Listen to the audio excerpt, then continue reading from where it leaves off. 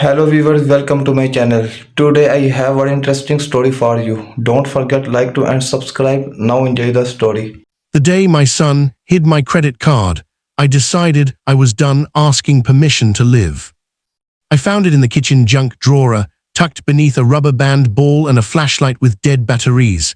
My Visa, the one I'd been searching 3 days for, the one Gerald had told me I must have misplaced somewhere. I stood there in my flannel shirt and house slippers, holding that little rectangle of plastic, and something shifted in my chest like a tectonic plate that had been under pressure for a very long time. I was 74 years old. I'd worked 41 years as an electrician. I'd buried a wife.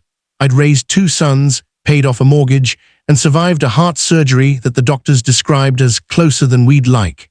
And now I was standing in my own kitchen, in the house I still owned free and clear, realizing my son had hidden my credit card the way you hide car keys from a teenager.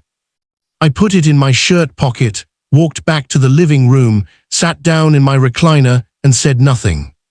Gerald didn't know I'd found it, and for 3 days, I let him believe that. My name is Ned Calloway.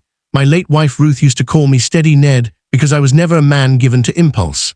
I measured twice, cut once, I thought before I spoke. I saved before I spent.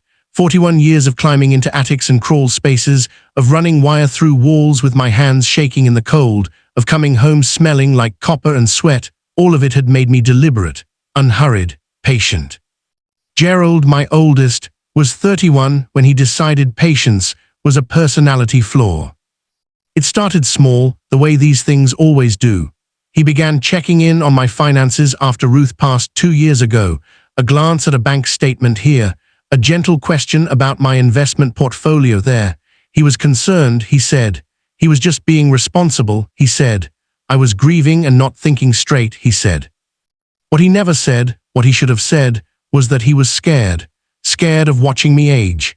Scared of repeating the mistake with his grandfather, who had burned through savings on a series of bad decisions in his 80s. Gerald had watched that happen as a teenager, and it had lodged itself in him like a splinter, invisible but always irritating. I understood all of that, I really did. But understanding a man's fear doesn't mean you let him put you in a cage because of it. The trouble started in February when I told Gerald I wanted to buy a camper van, not a mansion on wheels, just a good, clean Class B, a 2019 Winnebago Solis that a retired schoolteacher in Flagstaff was selling for $48,000. I'd been researching it for 4 months. I had the money. I'd done the math 6 different ways. I wanted to drive the coastal highway, see the redwoods, maybe push up into the Pacific Northwest before summer ended. Gerald's response was immediate and absolute. Dad, no, you had heart surgery 14 months ago. You can't be driving across the country alone. What happens if something goes wrong? What happens if you have an episode? You're not thinking this through. I've been thinking it through since November, I said. You don't need a van, Dad. You can book trips. We can take a family vacation somewhere. I'll take time off work. I don't want a supervised vacation, Gerald. That's when it escalated. He called my doctor without telling me and had a long conversation about my cognitive state and impulse control. My doctor, to her credit, told him I was in fine shape mentally and that solo travel was not contraindicated by my cardiac history. Gerald didn't care for that answer. He started showing up unannounced. He reviewed my Amazon orders and questioned every purchase over $50. He suggested I consider giving him power of attorney just in case. And then he hid my credit card. On the 4th day after I found it, I called my younger son, Dennis, who lives in Tucson. Dennis is nothing like his brother. Where Gerald is a fortress, Dennis is an open window. He listened to everything I told him without interrupting, and when I finished, he was quiet for a moment and then said, "Pop, what do you want me to do?" "I want you to not tell him anything for about a week." Another pause. "You already bought it, didn't you?" I had, in fact, already bought it. I'd driven to Flagstaff 3 days prior in my old truck, handed the retired schoolteacher a cashier's check, shaken his hand, and driven the Solis back to a storage facility 12 miles from my house, where it was waiting for me with a full tank of gas and a new set of wiper blades I'd installed myself. Dennis laughed so hard I had to hold the phone away from my ear. I left on a Tuesday morning in early March. I packed the van the night before. Clothes for 2 months, my good rain jacket, Ruth's cast iron skillet that she'd had since before we were married, a box of paperback westerns, my medications in their weekly organizer, a first aid kit that would make a field medic jealous, and a photograph of Ruth standing on the rim of the Grand Canyon in 1987, squinting into the sun with her hand on her hip. I left Gerald a letter on his doorstep, not an email, a real letter handwritten on the good stationery Ruth had kept in her secretary desk. Gerald, I love you more than you probably believe right now. I know you're frightened. I know losing your mother did something to you that hasn't healed yet. It did something to me too. But I have spent 53 years being responsible. I wore steel-toed boots every day for 4 decades. I never missed a bill. I never missed one of your baseball games. I did everything right, Gerald, and I did it because I loved this family and because I respected the life I'd been given. I'm not broken, I'm old. Those are not the same thing. I'm going to see the Pacific Ocean.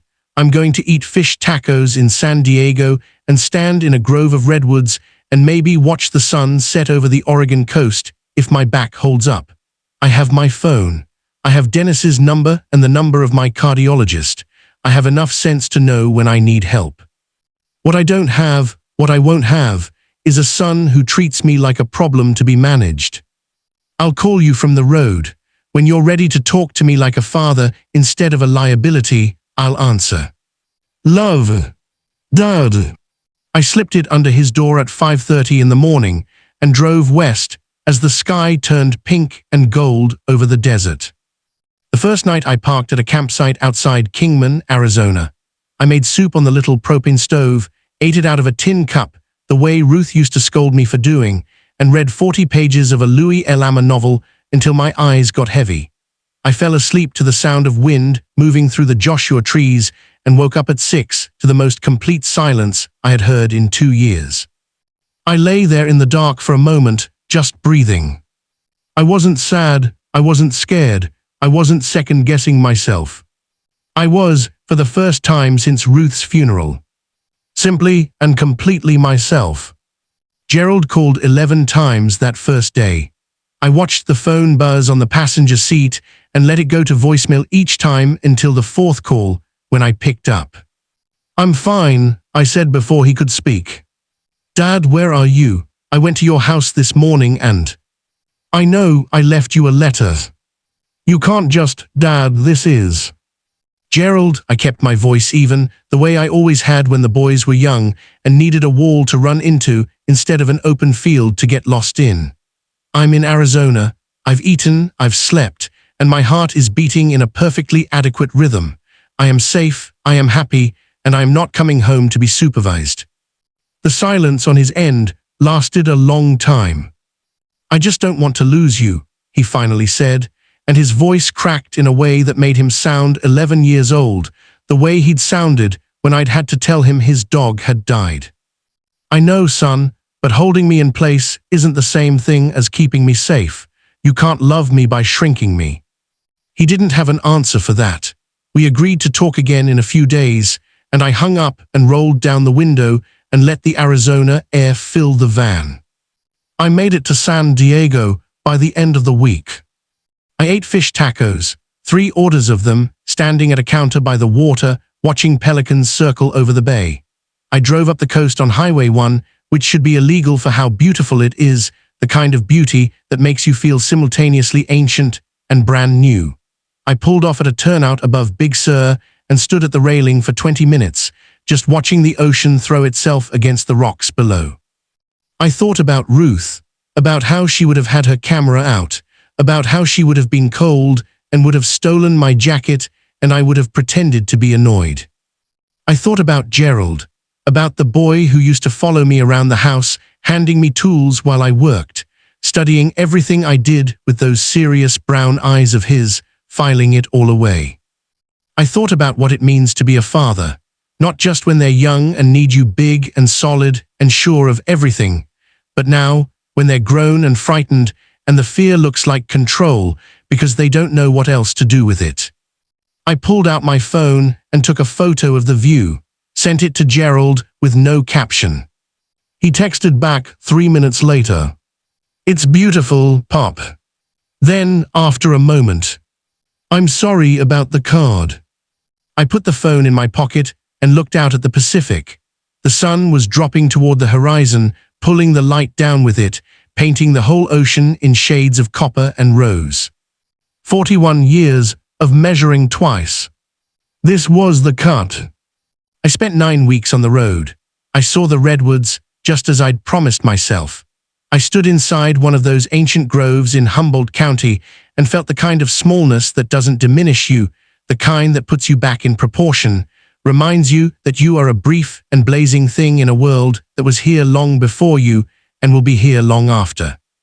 I drove up the Oregon coast and watched the sun set over the water every evening for 4 straight days. I called Gerald every few nights. The calls got easier. He started asking questions instead of issuing concerns. Where had I eaten? What had I seen? Was the van running well? I told him about the pelicans and the fish tacos and the retired couple I'd met at a campsite in Marin who were on their 2nd year of full-time van living in their late 70s. "Maybe I'll do it too," I told him. "Full-time, sell the house." A very long pause. "Let's not get ahead of ourselves, Dad." I grinned at the Oregon sky. "Gerald, my boy," I said, "I am exactly where I should be."